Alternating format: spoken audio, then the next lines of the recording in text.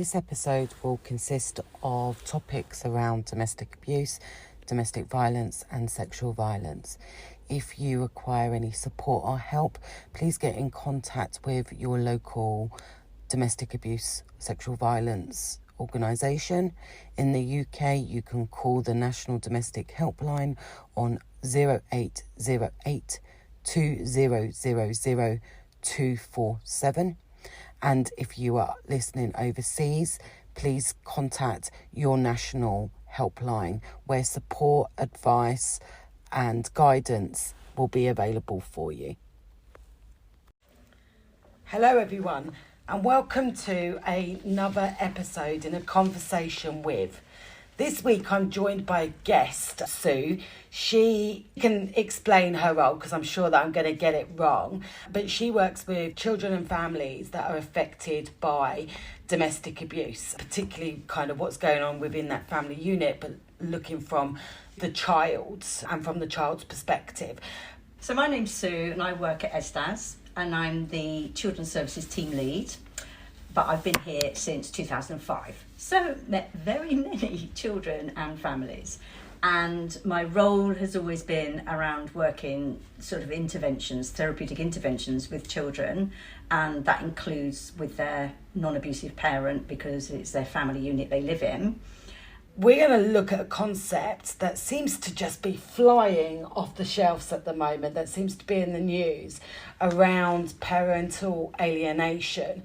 And I thought it'd be really cool to have a conversation about that, what that means, what that looks like, is it even a thing, and how dangerous using parental alienation can be with families that are experiencing domestic abuse. The relationship has ended, that person has bravely found the courage to leave that relationship, but how the abuser can still continue the abuse via the family court. So that's where we're going to kind of go today. So Sue, thank you for joining me this week. So Sue, because your expertise is around children and families, and that's why I've invited you onto this week's podcast, because that's not necessarily my expertise as an outreach worker, as an IDFA, as an ISFA. I do all of that high risk stuff right at the beginning that will require some form of intervention. But I don't work with families long term, and I don't necessarily work with the children. So thank you again for joining us. You said that you've been ESDAS since 2005 and we're now in 2023, and you said that we've had so many changes within organisationally, but I guess there's been a shift in society as well. Would that be fair? Seen and heard many different stories, everyone really for these children in terms they're now adults, they've got their own families. Statistically, I know there is this thing about 50% go on to be the same as the abusive parent, but it also means 50% don't. Yeah. So there's a bit of a myth, I think, that if you've lived with it, you're going to be in it and have those relationships. Yeah. What we can see is some really positive outcomes where these children that we've worked with have then gone on and they're actually flying now. They've done uni, they're in secure jobs, they have loving relationships. So it's not a given, no. I think that's a really important positive message to bring, is because you hear these really frightening stories from the media and from other sources that actually people can't be free from that abuse and live healthy lives. Because we do know that domestic abuse does have an impact on children, and especially depending on where they are in their age range, how that can affect definitely through their teens and then their relationships. So actually, I mean, that's a really positive thing that you've just said around, actually, yes, there is a percentage that may go on to exhibit some of those behaviours that is their blueprint from childhood, I guess, is the easiest way to say. But then there are many people that will fight against that as well to do exactly what you just said, live free lives of abuse in those really healthy relationships. So that's really great. In 2005, we have been talking about parental alienation. Well, more, so there's always been sort of orders in place in courts and the jurisdiction around everything around that. So that has basically been the same, but obviously we've had a lot more in terms of recognition around DA.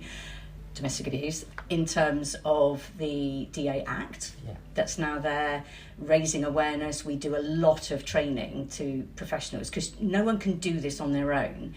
It has to be a coordinated effort to put the right support in, the right intervention, to allow those abusive partners to be held accountable, and recognising where their power and control and their sense of entitlement, their deeply embedded belief system, attitudes, expectations of what they're looking for is addressed, really. And there are programmes out there for them, but when there's lots of contradictions within systems, processes, practices that make it really hard for victim survivors to actually break free.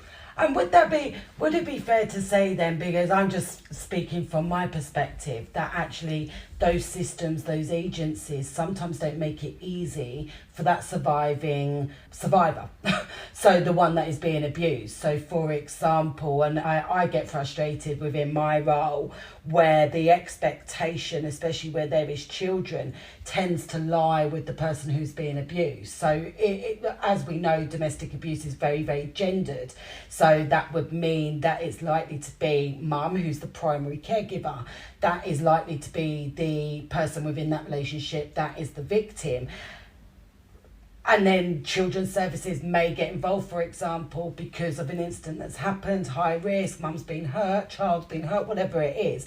But then kind of from that moment onwards, agencies are putting quite a lot of responsibility on mum. So mum has to go do a domestic abuse awareness course. Mum has to do a recovery kit with her children. And so she can do all of those things, which is kind of being put upon her. Perpetrator tends to get away with quite a lot, in my opinion. But then family court may have different expectations as well. So mum's trying to keep child safe from the perpetrator. However, and social services may say, actually, child can't have contact with perpetrator. But then you've got a family court that is saying, actually, no, you need to facilitate contact. So a good way of explaining that, actually, is a model that has been developed by Marianne Hester in 2009, and it's called the 3 Planets model, and it's this interrelationship between the domestic abuse and child abuse. That's sort of where it's come from, and showing that each planet has its own history, culture, and laws. So, a brief explanation of this. So you've got a domestic abuse planet, and then on that planet sits police, the criminal court, civil and criminal laws, there's orders, there's bail conditions, and what that planet serves to do is provide intervention and support to the survivor. So they're brave enough to call the police, they do their statements, they support the prosecutions, and that's where that planet sits, and that's who lives on that planet. Then you've got a child protection planet. Now, who sits on that? Social workers, it's public law. They've got a statutory duty to protect the children and the carers. The focus is very much the child and about sort of meeting that child's needs. Now, in that situation, you get the mother is responsible for protecting that child and has to face the consequences. So that mum could be told, you need to leave that relationship because your child is suffering and that's what we're focusing on. So it's your responsibility to do that. That's what basically happens in the rules on that planet. So the mother then can feel to blame for the abuse that isn't her fault. And so she's failing to protect her children. That's the sort of narrative that comes out of that. The dad is invisible, disappears out the picture because it's all down to the resident parent. Then the third planet is the child contact planet. So in that one, we've got CAFCAS, family courts, very pro-contact child contact, saying that the child needs to have contact with both parents. Doesn't necessarily talk to the criminal court. Right. So in that one, it's private law. Okay. They're not talking to each other. So where you got the difficulties on that planet is that CAFCAS will get involved and do their assessments. What they're looking for is good enough. good enough parenting, because the premise is that children need to have contact with both parents. Where you've got DA in the picture, that isn't always true. Yeah. So where it gets difficult for mum is that mum's trying to protect the child from the abuse by calling the police, doing what she needs to do there. It goes to children's services, so she leaves the relationship because that's what she's told to do. She goes to family court, and there's a child arrangement order, and the child is ordered to go to the person she's trying to protect that child from. Which is a total contradiction. Of keeping conundrum. that child safe, yeah. It's a no-win. Yeah. It's a no-win. Then when you've got parent alienation... So let me just stop there then. Is parental alienation an actual thing? Okay, so where it came from in the 1980s, it was this concept of parental alienation syndrome introduced by this American psychologist, Richard Gardner, because he had this thing about refuting mothers' claims of child abuse. So again, the thing that it was focused around mothers immediately gives you the inference that it's more pro-dad, right? This concept of a syndrome was completely discredited and rejected, okay? But the idea was then set in people's heads of, oh, what's this parental alienation? Okay. And worldwide has been taken on. Some countries have since banned it because there's no robust evidence, there's no empirical studies or anything that sort of provide enough gumption, really, to give it what it should have. However, it has been taken on. So where you've got separating parents, generally separating parents, and there might be, problems in that, they go to court, they're trying to sort things out, it could be used. However, where you've got domestic abuse and you've got an abuser who is very subtle and skilled at coercive controlling behaviours, this is another tool that is used. Because what happens is that, so where you've got your mum that's already in their no-win situation, shut down to be able to disclose anything, particularly around coercive control, because if they haven't reported it, and where's the evidence?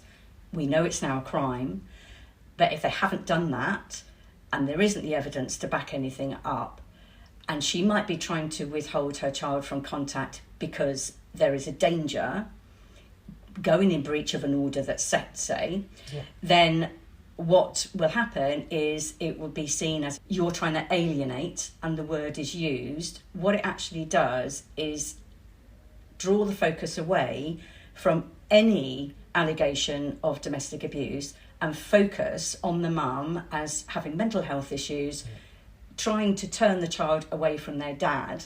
Because is there a similarity or even a difference between what is seen as parental alienation, so a perpetrator saying that the mother, for example, is using every method for him not to have a relationship with his child, and estrangement?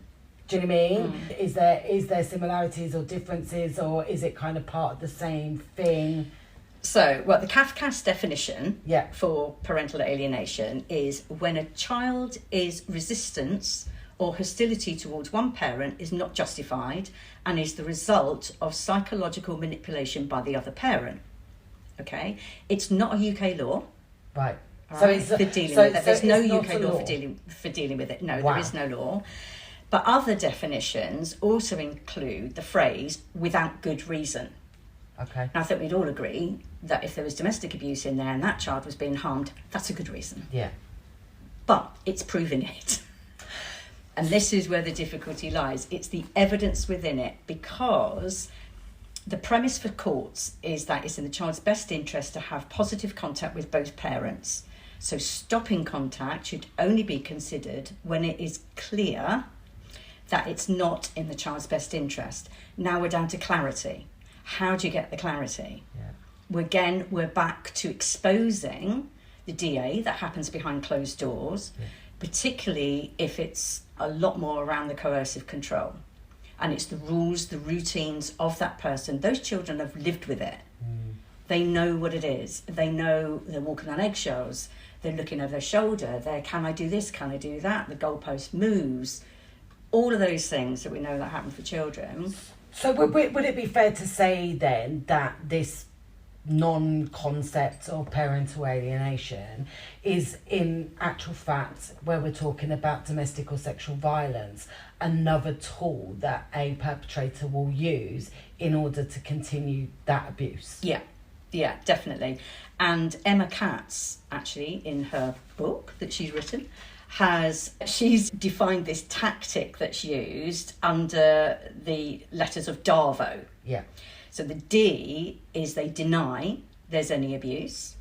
The A is that they attack the credibility and the character of the survivor.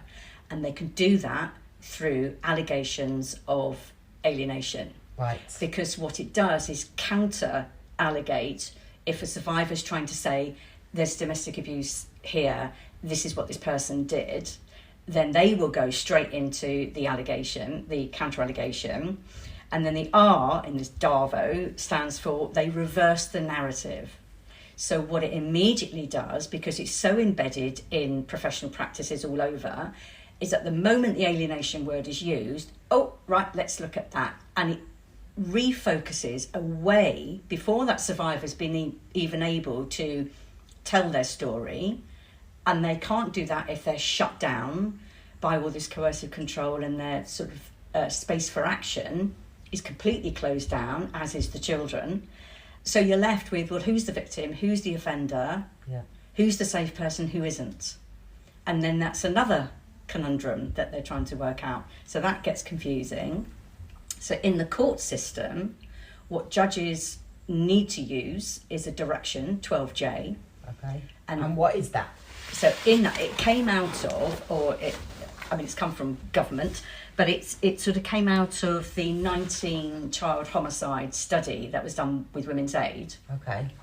And for our listeners, what is a child homicide? And what, like, obviously not going into graphic details, but an overview, what does that actually mean? A child death. Okay, so a child has been killed as a result of the violence, the domestic abuse. So in this study, it was from 2005 to 2015, and they looked at serious case reviews from child deaths in England and Wales. And there was 19 of these that they looked at. And in there, these deaths were caused by the fathers who were also perpetrators of domestic abuse. So they killed their children, and they were also perpetrators. So let me just make sure that I've got that right in my head, because again, this is not my skill, which is why you're here. 19 were identified that actually that the child was killed by the abusive perpetrator. And do we know if those children... And it was during their contact, so it was either formal or informal. Okay, so that was what was going to lead on to my question then. So was those court-ordered contacts? Some of them were. Yet the formal ones would have been under a court-ordered. Yeah. So, in other words, judges were making decisions... We're back to the planets, aren't we? The judges were making decisions, not recognising the domestic abuse, and making those decisions, those children were going and were killed. And because of that study, then came out this direction, this practice direction, 12J. So what that now says, and sadly always comes out of when there's something terrible that happens, there's some change. Yeah. So these directions were that judges, to give them what they need to do if there's an allegation of domestic abuse in the court when they're looking at child arrangements. Now, in it, and again, there's another contradiction, because in the direction, what it says is that when there's an allegation, what the judge needs to do is order a fact-finding hearing before anything happens around, let's look at what these parents are saying they want to happen. So in order to do that, they then get CAFCAS to go in and do their little bit. Another reform around that is, and again has come out of horrible things, is that what CAFCAS need to do is a child's impact report. So before we kind of go further, for the listeners that don't know what CAFCAS is, what is CAFCAS? Oh, CAFCAS stands for Child and Family Court Advisory Support Service. It could also be NIAS, who are the National Youth Advocacy Service, and their job is then to do an assessment on the capacity and appropriateness of what happens with the children. The very first report, because the judge will be wanting that before they make any considerations around anything, but sometimes they weren't even seeing the children. It was based on phone contacts with the parents to gather what was going on for them. Because of changes and looking at, no, that wasn't good enough, they now do a more thorough child impact report, which should include directly talking to the children. It should also include any other services that have been involved. It should include talking to DA services. We don't really have that contact with CAFCAS, to be honest, but that's what it should have in there. And then from that, the judge needs to make those decisions before making any contact arrangement orders or anything. They should have those decisions, all of that reporting, so that they can look at then what comes under the welfare checklist, which is what judges look at. In that, it's all about the emotional, the physical, every side of the child. Are their needs being met? In amongst that is also dependent on their age and their environments. All of those things are supposed to be considered. But from my position, yes, this should be happening. But from my experience, it doesn't happen. We're not getting involved in, well, definitely from an IDFA perspective, we're definitely not getting involved in or being included in those family court preparations. And I think that it's fair to say that sometimes the family court gets it wrong. But equally, what I've noticed is that with a criminal court, if a perpetrator was to go to a criminal court for, let's say, ABH, GBH, they tend to be open courts. So any member of the public can kind of go to, like, I believe in most cases, can go to court and have access to the gallery. There will always be a press reporter. That's not the same for family courts. No, because it's private. It's private law. So it's not public. It's not criminal court. It's the private bit, which, is really tricky. So, because then what you end up with, if there's or the criteria for the evidence isn't met for there to be this allegation is true, then what they do is they send the parents to mediation. Yeah. Now, we know that survivors of domestic abuse can be exempt from mediation because all it does is give a forum for that abuser to continue, and the survivor then is forced to make decisions they don't want to do. But they can only be exempt if it's evidenced that there's domestic abuse. So we're all back to that again. Just being able to say it isn't enough. However, you can say there's an allegation of parent alienation without any evidence for it, and it's believed. You can say there's alleged domestic abuse. Well, where's the evidence? How many police reference numbers have you got? I've worked with a mum who's been in and out of the court system for years, and she was an expert, was then ordered to do a psychological assessment on both mum and dad because of this parent alienation allegation. And although in this expert's background, there was supposed to be some knowledge of domestic abuse, the question to mum was, well, because you didn't report it to the police, I don't think it happened. And it was so shocking. Yeah. It was so shocking. That's victim blaming at its finest, isn't it? Well, and so she was in a no-win situation. Well, I've got a case actually where the relationship was extremely abusive, lots and lots of coercive control. She found the courage to report. She found the courage to leave. In actual fact, she ended up going to refuge for a little while and things settled down. But from that perspective, she was still, full-time mum to these children, and then he wanted to punish her because she had reported and she dared to leave him, and he went through the family court system and so many times under this pretense of parental alienation, and actually all she was doing was trying to keep her children safe.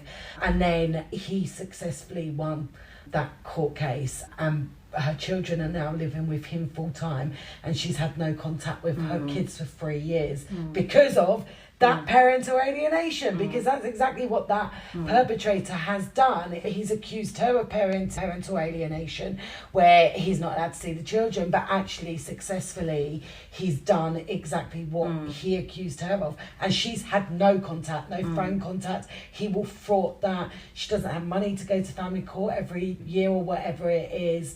And it's really sad to see that the real impact of that, of working with families, and going back to what you said right at the beginning, there's a huge amount of people that will go on to do X, Y, and Z, but there's a huge amount that don't. And if you've got this family court system and you've got contact, and it's no wonder, like, that it's really hard for children to escape and emotionally be free from that continual cycle of manipulation and gaslighting. Yeah, definitely. Because there's, in all of this, I mean, the focus should be on the child. Yeah. Child arrangement orders should be there for the child. It's not there for a parent to pick and choose when they're going, oh, well, I'll break it today and I'll keep it tomorrow, and it's the child. And yet that child's voice is shut down when courts make child arrangement orders. They say they listen to the child, they send in CAFCAS or whoever, and they say, yes, it's the welfare checklist, we're looking at all of these things. But if we look at it, so we've got children that are experiencing and exposed to whatever that abuse looks like in that home. They're living it as well. We've got rid of, thank goodness, this thing, children are upstairs in their bedroom, they're not affected.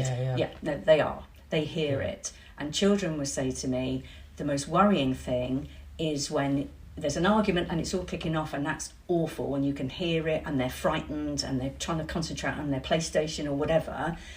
The moment it gets really scary for them is when it goes quiet. Yeah. Because they don't know if their mum's alive or not. And that's when it gets scary. And they're living with this. They're living with the rules and the routines and everything that goes on in that home, and it's always one person's way, my way, no way. That's what they're living with.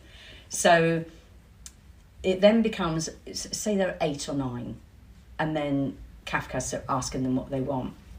And if they're saying, I don't want any contact with that person, I don't want to see them, I'm too frightened of them, I don't want that. Often that gets overridden, and they're told they've got to go to contact because they're too young to understand, and that must be manipulated by the other parent. And yet they're not too young to be in that situation and experiencing it. And children, what is the age of legal responsibility? It's 10. By the age of 10, what is right and wrong? And actually, by the age of 10, I think that you are quite capable of knowing what it is that you want to do. And it's almost not validating they know how they feel. They know, and they'll always describe it as the look. So there's not even any words. And then how do you describe that? Well, that they're scary? Well, it's the look. Well, we know what that means because it's in everybody's story. But they won't even say it. And also, if they are given contact, they've also got to think, if I disclose what my life is really like and how it is, I've then got to go and see that person. What's going to be the repercussion of me saying? So they just close down. And that's what it does. It shuts them down. It doesn't leave the door open for them to have a choice. So what I think this is going to be too big of a question, really, but what needs to happen? Because what I want to do is, obviously in this, is highlight what it is, just so people are aware of it, so we can start having a conversation. I've said on previous episodes, these episodes are not to necessarily give answers, it's to start a conversation. Yeah. So if you feel that you're affected, if you feel that there's anything that you're hearing now via what Sue is kind of narrating, and you want to know more about that, reach out to your local organisation to talk about that, because these don't necessarily give all of the answers. It's just to initiate conversations. So in your opinion, well, there are things happening. Okay. So let's hope. I'm always hopeful. Let's hope there's light at the end of the tunnel, because actually in government they are recognising that this needs to change. Good. So there is I think it started, there's a pilot scheme where certain courts around England and Wales are part of this pilot scheme where they're looking at what are the experiences of survivors and children through that court system to look at where is it working, where is it not. They've got things in place, they've got these directions, they've got organisations, they've got facilities out there, there's support services. So they're looking at what's going wrong, why are these things happening, why are children dying, all of those things. So the other thing they're now questioning around the parent alienation is this whole thing about the pseudo-scientific phenomena, and also these so-called experts that are used in courts. They're unregulated. What qualifications do they have to start putting in these reports that judges are relying on and making decisions on? So they're looking at that. And I think United Nations are in on that as well. Okay. Something they're all saying about we've got to get rid of this. Parent alienation starts post-separation because that's when the allegation starts. They're using it as a tool to continue their abusive behaviours using this coercive controlling way, the tactics that they use of doing it. So there are things, this pilot scheme, there's this more thorough thing with Kafkas that's supposed to be happening. We've got these directions. So, and I think Jess Phillips in Labour, if I'm allowed to say that. Yeah, she's right on it. Jess Phillips is a massive advocate for women and girls and she's violence. Right on it. She's really advocating. It's like a dog with a bone with it, and she's not going to let that rest. And so there will be reforms, I think. They are noticing it. There will be reforms. So anybody thinks that they can hide behind that alienation, I'm going to use it, I think the time's limited. And that's good. That's really good. And I thank you so much for shining a bit of a light on that. And I'm sure that we could speak hours and hours about it. But what I'd like to kind of just briefly kind of talk about, because obviously you do work with children and families, and that's where your niche is that I want to kind of give a bit of a positive message that there is support out there for your children, because I know that you have run some recovery programs. If you could give any advice to the victim parent of how to help their child right now that the relationship has ended, that they're no longer living in that home, is there any advice that you could give to those parents to help their children with that, feeling safe in the home, that kind of stuff? Because I know that you are amazing within the children's work and those programs that you have delivered. And I think that I really want to just kind of, because it has been quite heavy, the subject that we're talking about, and rightly so, but actually some of those things that parents can do right now to keep their children safe. It's a really horrible journey, but there are things. Because I know that you've done some incredible work. It is, because those non-abusive parents, they're having to sort of deal with their own stuff around it. They're becoming a single parent when the rules have never been theirs to follow. They're having to find their way, and I think there's a tendency just to hope and pray that the children will be okay. And they might look like that, they might be acting out, they might be internalising it, whatever it is, they are going to be struggling with it too. I think communication is a good thing. Be open about it. Don't feel frightened to talk to your children about what's happened, because it's happened to them too. That's not about going into graphic detail about the stuff, or it's not denigrating another parent in any way, shape or form, but it's not trying to hide behind just assuming they're okay, because they're not okay. And it's perfectly fine to say, have a good old cry about it. Or get support, reach out to get that. There are the programmes that are out there, and they work with the mums and the children together to look at opening that communication in a safe way and exploring.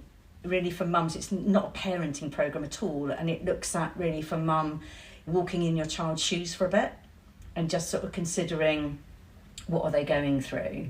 I mean, an example of something quite every day that we hear would be that a child can't sleep, and so they're up all night and they're in and out of mum's bed, and that can be very frustrating when mum's trying to settle them. And then when we talk to mum, we sort of say, well, think of the history, think of the story. When was the abuse happening? Oh, well, the children had gone to bed and the arguments would ensue, there'd be things thrown about and all of that was going on. those children probably would have heard it. And so nighttime for them, when it's quiet, even though that person's not in the home anymore, is a scary place to be. So it's just trying to make those associations with what might be going on for that child, and then how they can then try and think, right, do we change the room around, or do we do different lighting? Do we do different routines around bedtime? What can be made better for that child? What does that child need that's going to help them feel safer? And I think that's really important, because actually, just to pick up on what you said, and in an earlier episode where we looked at what domestic abuse in children can look like, is that as adults we often don't know what's happening, we often can't find the words, and children, they just definitely don't have that language, but they have the emotions, they have that feeling. And actually, child getting up in the middle of the night or bedwetting, that is a sign of they're a little bit vulnerable, they're a little bit scared, they might be worried about that parent, exactly that silence. So actually having some soft music or white noise or something for in those early days at the very least. And there's lots of books out there that you can find via Amazon or other bookshops to support your child with that emotional recovery. One of the programs that we run is the Healing Together program. Yeah. And that looks at more around how your body is responding. And so you don't talk about the domestic abuse at all. You don't sort of go into any of the trauma stuff. But what it's looking at is how your body's responding. So where's the anxiety? Where does that feel in your body? What's it like? What are you calling it? Things like that. And then mums can also do the same program, and it's looking at ways of trying to find ways to calm, find ways to notice what's going on before it gets too overwhelming. So it could be if they're suffering with post-traumatic stress disorder, you know, it can hit them anytime. A smell, a sound, a look, anything.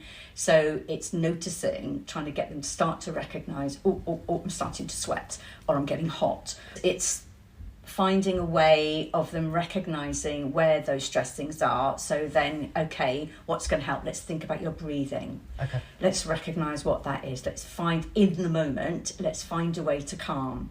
Because we know that a child, so if they're in school, and something happens and they look out the window and there's a car very similar to whatever, and there's a situation that they triggered, then it's how are they going to feel calm? Because what they're not doing is learning. They're not going to be listening, they're not going to be looking at, they're going to be hyper vigilant around their environment, because they're looking for danger. So they're either going to want to shoot that room and go, or they're going to suffer in silence and sit there. So it's helping them to find a way, I'm starting to panic, I'm panicking, what do I need to do? I need to breathe, I need to think. And then you work with schools and they can give exit cards or whatever it is, and that's where we need to work together as teams to offer the best interventions to these children. Would it be fair to say that if has found that bravery to leave that abusive relationship, that actually the children, you need to kind of do that together, that healing, because children are going to be in the house, even if that you are protecting your children as much as possible, while the children don't see anything, they just hear.